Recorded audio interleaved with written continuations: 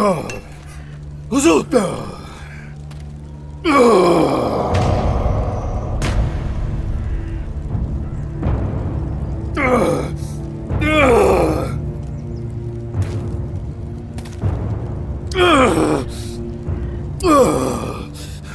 हरगिज नहीं झुकूंगा, हरगिज नहीं। काफिर के आगे तो हरगिज नहीं झुकूंगा मैं। झुकना होगा तुम्हें, क्योंकि अब झुकने की बारी तुम्हारी है। तुम्हें मेरी बात माननी होगी, वरना तुम्हारा बेटा औरहान और तुम्हारा वो सिपाही मुझसे मौत की भीख मांगेंगे। हरगिज नहीं, हरगिज नहीं झुकूंगा तुम्हारे सामने। ना ही कोई औरहान को झुका पाएगा, कोई भी नहीं। लानत हो तुम पर।